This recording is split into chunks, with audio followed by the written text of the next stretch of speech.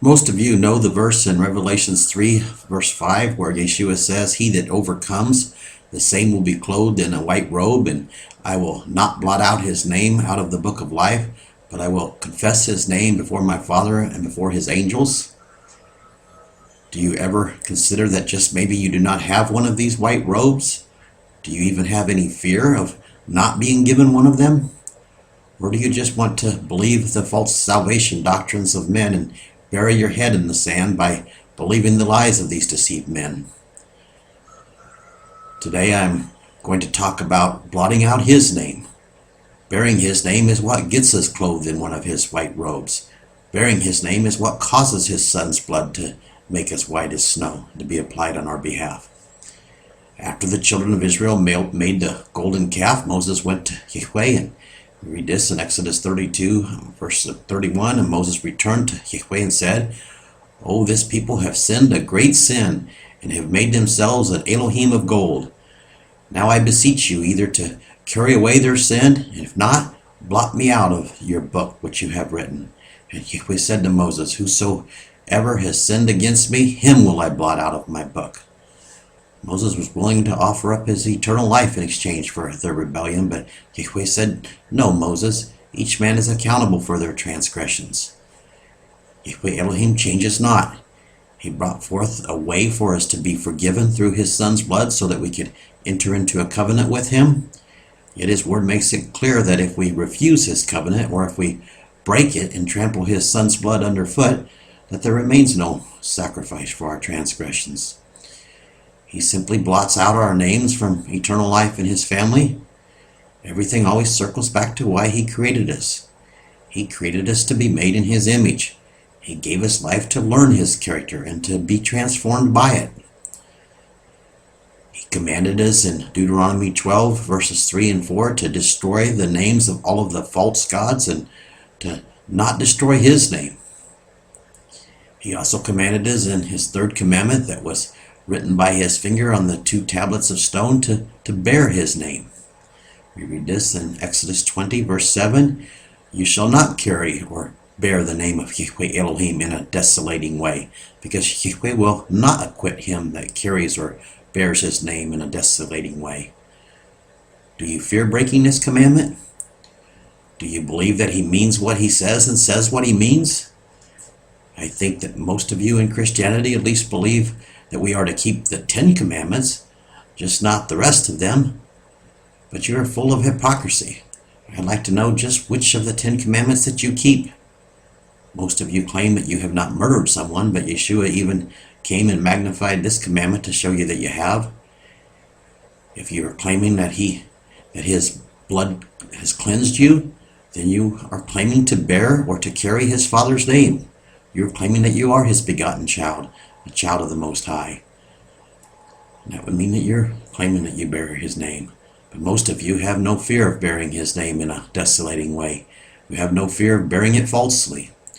The Hebrew word that is translated as "in vain," most of you think that is how this verse translates, means in a desolating way or falsely or in a false way. He is saying that if you bear his name falsely, that he will not acquit you. The reason is you are destroying his name by making it something that it is not. You're also breaking commandment number 1 in doing so, because you are placing your make-believe versions of him ahead of him. His name is who he is. It is his perfect, undefiled character. It is the same character that we were created to learn and to be transformed into. He made his son to be his word, or his logos in the flesh, and later he gave him the name, the word, or the logos of Elohim. This is the name that we are all instructed to bear and to live for and to attain. He told us that we must be one with him and one with his Father as he was and is one with him. In doing so, we would become one with one another, and we would be one in them and them in us. This is what being molded in his image is all about. It is being transformed into his logos. His word defines his logos. His logos is what all will be judged by. Yeshua taught this plainly. He said in John chapter 12, verse 48, the night before he was murdered, "He that sets me aside," and he was the logos of Elohim, and does not lay hold of my sayings has one that judges him. The word or the logos that I have spoken, the same will judge him in the last day. If you set aside or disesteem or violate or neutralize or cast off his Father's logos, and if you do not lay hold of his sayings, then he is saying that his logos or his Father's logos will judge you in the last day. It's the same logos, just like it must become our logos. What becoming one with him is. The logos is the measuring rod that all will be measured by. Just today I had someone telling me that the Old Testament, therefore the Torah, was done away with. This is insanity to make such a claim, and I hear this all the time. I asked this person why they cannot believe what Yeshua taught. This person said that they do believe everything that he said.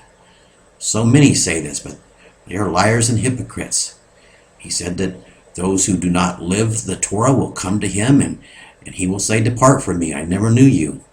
He said that he did not come to get rid of one punctuation mark from within his Father's Torah until heaven and earth pass away. I think it's pretty clear that heaven and earth are still here, earth as we know it.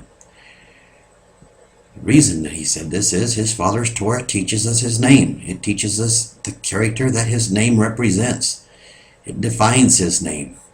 By not walking in it, you are blotting out his name in your life by rejecting that which was given to give you his name for eternity. It is like taking an eraser and erasing his name from behind your name and writing your own name in the spot. And he is not going to acquit those who have blasphemed his name and blotted it out in their lives. The reason is learning his name and abiding in it and letting it abide in us is why we are here in the flesh. So you are simply denying the reason that he created you by denying or falsifying his name. It's plain and simple. In Deuteronomy chapter 29, verses 19 and 20, he says, "And when you hear the words of this curse, and you think yourself blessed in your heart, saying, 'I have peace,' or 'I have shalom,'" everybody's using that word today like there's peace. There is no peace. Even though the only way to be at peace is to be in agreement with him, and there's certainly not a lot of people in agreement with him. It goes on, even though you walk in the imagination of your heart so that you are consumed with the saturation of your thirst.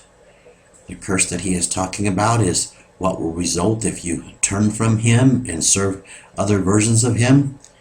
In verse 18, he said that if you do, your roots will bear gall or wormwood. He says in this verse that he is talking to those of you who are thirsting for the imaginations of your heart. You desire that which pleases your soul, and your desires or that which you thirst for are consuming you. It talks about in Revelations that you're drunk off the wine of your fornication, fornicating with other versions of him, false versions of him, falsifying his name. This applies to each of you if you are not seeking his kingdom and his righteousness as you are commanded to. Going on in verse 20, "Therefore Yahweh will not be willing to forgive you, and then the jealousy of Yahweh and his anger will cause man to smoke, and all of the curses that are written in this book will fall upon him, and Yahweh will blot out his name from under heaven." He is saying that he is going to blot out your name because you went after the imaginations of your heart instead of following his way. Rejecting his way is rejecting his name. He created us to seek after his righteousness. But you chose to seek after lies that cannot benefit you.